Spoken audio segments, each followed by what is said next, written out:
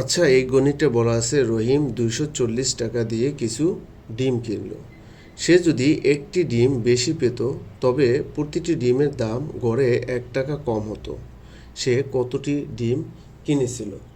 এখন এই গণিতটা আমরা এভাবে করতে পারি যে ধরি রহিম ডিম কিনেছিল ক সংখ্যক। কি তাহলে লিখব ধরি কটি ডিম কিনেছিল, কটি ডিম কিনেছিল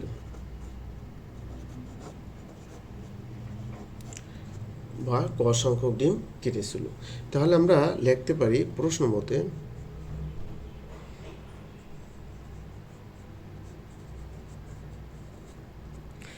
মতে যেহেতু বলছে রহিম 240 টাকা দিয়ে কিছু ডিম কিনেছিল, সে যদি একটি ডিম বেশি পেত তবে প্রতিটি ডিমের দাম গড়ে 1 টাকা কম হতো। সেই জন্য আমরা লিখব 240 ভাগ হচ্ছে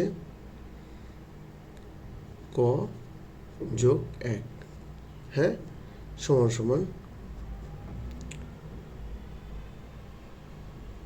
240 ভাগ হচ্ছে ক বিয়োগ 1 টাকা কম হতো, সেই জন্য আমরা বিয়োগ দেব 1। ঠিক আছে, এখন আমরা কি করব? এখন আমরা সমাধানটা করে ফেলব। কি করব? এখন আমরা সমাধান করব। তো সমাধানটা প্রথমে আপনি এখানে একটু এটা করে নিতে পারেন, সমাধানটা করে নিতে পারেন, বা আমি যেভাবে করাইছি আপনি এভাবে না করলেও পারেন, আপনি আপনার মতন করে সমাধানটা করলেই হলো। হ্যাঁ, এখানে ক, তাহলে কত? 240 থেকে 240 বিয়োগ ক একে ক। ঠিক আছে, আচ্ছা এইবার আমরা কি করব? এইবার আমরা কিন্তু আর গুণন করব। কি করব? আমরা আর গুণন করব। আর গুণন যদি করি তাহলে কি দ্বারা দেখেন, আমরা এই দুইটারে গুণ করব। তাহলে ক যোগ 1 গুণন 240 বিয়োগ ক, আর 240 দ্বারা করে গুণ করলে কি হবে? 240 গুণন হচ্ছে 240 ক। ঠিক আছে, আর গুণন করলে এমন হয়, তাই না? আচ্ছা, এবারে আমরা ক দ্বারা যদি এটার গুণ করি তাহলে কি হবে? 240 ক, 240 ক।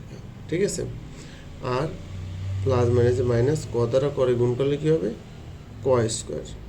এবারে 1 দ্বারাও যদি গুণ করি, প্লাস 240 একে কি 240,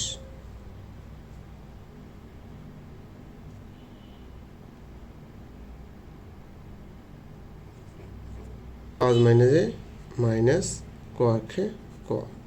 ঠিক আছে, ইকুয়াল টু হচ্ছে 240 ক, 240 ক।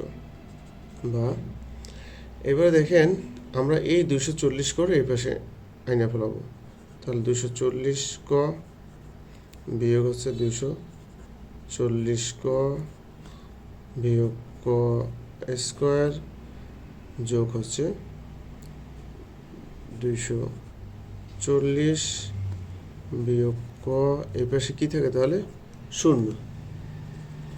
এবারে এটা কাটা যায় না? কাটা গেলে থাকে কি? মাইনাস ক স্কোয়ার, তারপর আনলাম মাইনাস ক, যোগ হলো 240 সমান সমান 0। আমরা -1 কমন নিই, মাইনাস সাইনটা কমন নেব এক কথায়। ঠিক আছে, তাহলে কী থাকে? ক স্কোয়ার মাইনাস মাইনাস প্লাস ক প্লাস মাইনাস মাইনাস 240, হ্যাঁ, সমান সমান 0। উভয় পক্ষকে আমরা মাইনাস, এই মাইনাসটা মাইনাস অন্তর গুণ করে মাইনাসটা উঠে ফেলাবো। তাহলে কি থাকে এখানে? ক স্কোয়ার প্লাস ক মাইনাস হচ্ছে 240 ইকুয়াল টু 0। এখন এটার আমরা মিডল টার্ম করব। কি করব? মিডল টার্ম করব। মিডল টার্ম করলে কি হয় দেখেন, ক স্কোয়ার যদি আমরা এখানে আপনার 15 গুণন 16 করি তাহলে কত হয়? 240 হয়। হ্যাঁ, সেই জন্য আমরা লিখব যোগ 16 ক বিয়োগ 15 ক বিয়োগ 240 সমান সমান 0। কারণ 16টা ক থেকে 15টা ক গেলে থাকে 1টা ক। ঠিক আছে, আচ্ছা এরপরে এখন আমরা কি করব? কমন নেব। এখান থেকে দুইটা আলাদা করে কমন নেব।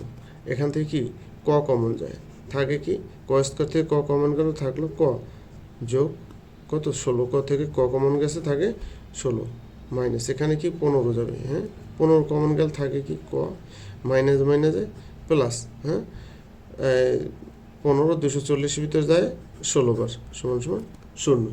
ওকে, এবার দেখুন তাহলে আমরা এবার কি করতে পারি,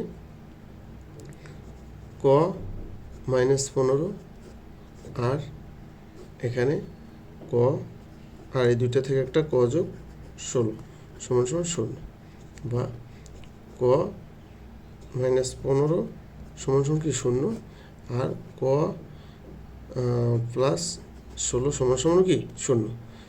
তো এখানে এটা গ্রহণযোগ্য না, কারণ মাইনাসে কি গ্রহণযোগ্য নয়, ঠিক আছে, গ্রহণযোগ্য না, এই জন্য এটা আমরা লাগবে এটা গ্রহণযোগ্য না। অতএব ক ইকুয়াল টু -16 যা গ্রহণযোগ্য নয়, হ্যাঁ, অতএব ক ইকুয়াল টু কত 15।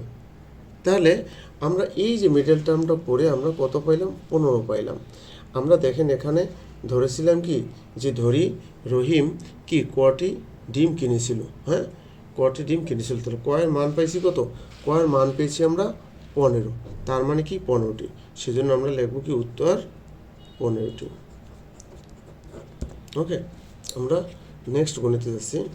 আচ্ছা, এই গণিতটা বলা আছে বাবুল সাহেব ব্যাংকে কিছু টাকা জমা রাখলেন, 4 বছর পর 4,760 টাকা মুনাফা পান। ব্যাংকের বার্ষিক মুনাফার হার 8.50 টাকা হলে তিনি ব্যাংকে কত টাকা জমা রেখেছিলেন, অর্থাৎ তার আসল কত সেটা বের করতে বলেছে। আমরা জানি সরল মুনাফার সূত্র কি, এখানে আমরা লিখতে পারি, আমরা জানি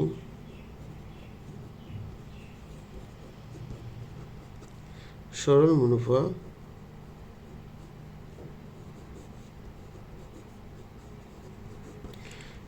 মুনাফা আই ইকুয়াল টু হচ্ছে PRN।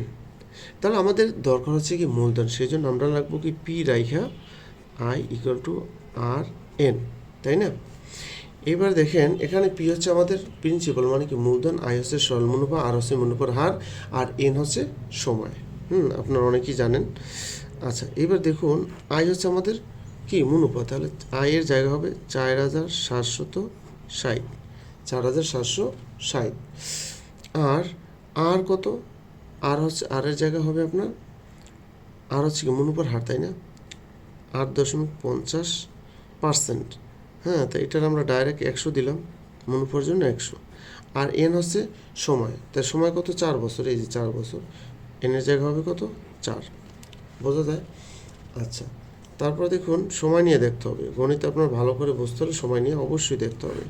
এখন দেখুন 4,760, হ্যাঁ, এইটার আমরা কি করব একটু আর একটু করে নিই। এই যে 8.50 আমরা দশমিক উঠাইলে কত হয় এখানে 85, হ্যাঁ, এই যে দশমিক উঠাইলাম তার পরিবর্তে আমরা দশমিক পরিবর্তে 1, দশমিক পরে যে কটা সংখ্যা কটা শূন্য, তাহলে শূন্যকে ধরা হয় না, এই জন্য আমরা দশমিক পরে 5 একটাই আছে, এই জন্য একটা শূন্য আনলাম। এইবারে এই 100 হচ্ছে কি শতকরার 100, ওকে, আর গুণন হচ্ছে এ হচ্ছে 4 বছর, বুঝতে পারছেন। এবারে আমরা করব কি, আচ্ছা দেখেন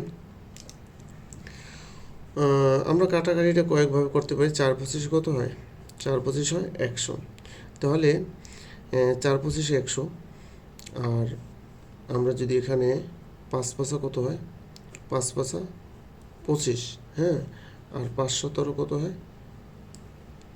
5×17 85। তাহলে আমাদের কত থাকলো দেখেন, তাহলে উপরে আমাদের রইল 4,760, আর নিচে কি হলো, নিচে এখানে রইল আপনার 5×10=50, আর উপরে রইল কত 17, উপরে হলো আপনার 17, ঠিক আছে। আচ্ছা, এবার দেখুন, এবার আমরা এই 4,760 গুণন এই 50 যাবে উপরে, 17 যাবে কোথায় নিচে। এখন আপনার 17 যদি আমরা এটা দ্বারা কাটাকাটি করলে কত হবে, এটা দ্বারা কাটলে আমাদের হবে 280, কত হবে 280। তাহলে 280 গুণন এখান থেকে কত 50 সমান সমান হবে কত হবে, আচ্ছা একটু দেখি কত হয়, কত 14,000, হ্যাঁ 14,000 টাকা। অর্থাৎ তিনি ব্যাংকে, এই যে বাবুল সাহেব, এই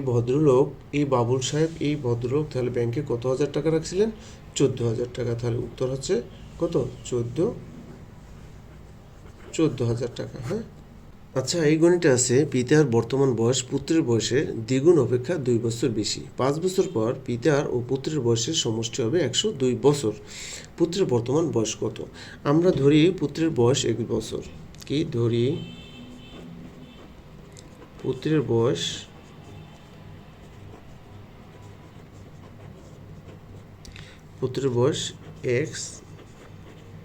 x বছর।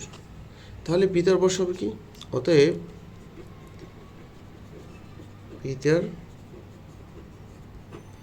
পিতার বয়স হবে কি, পুত্রের বয়সের দ্বিগুণ অপেক্ষা কত বছর বেশি, 2 বছর বেশি। তাহলে পুত্রের বয়সের দ্বিগুণ, x এর দ্বিগুণ কত হবে, টয়েস x, এর চেয়ে কত বছর বেশি, 2 বছর বেশি।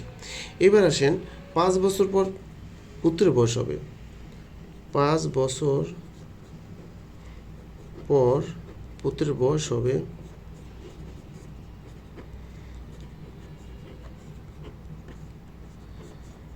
5 বছর পর পুত্রের বয়স হবে কত বছর, তাহলে x যোগ 5 কি বাড়বে, তাই না? আপনার বয়স এখন যদি 30 বছর হয়, 5 বছর পরে কত হবে, 35 হবে, এভাবে। আচ্ছা 5 বছর পর পিতার বয়স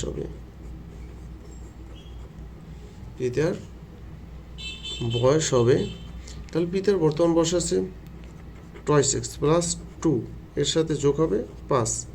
এটার আমরা যদি আরও করে আরেকলাইন করে নিলে কত হবে, টয়েস x প্লাস 5 আর 2 7। এইটা হচ্ছে কি পিতার 5 বছর পরে। এখন এই দুইটা বয়সের, এই যে 5 বছর পরে পুত্রের বয়স, 5 বছর পরে পিতার বয়স, এই দুইটার সমষ্টি আছে 102 বছর। এতটুকু বুঝলে কিন্তু আপনার গণিতটা করা শেষ। কি হয়েছে বুঝতে পারছেন? তাহলে প্রশ্ন মতে আমরা লিখতে পারি, প্রশ্ন মতে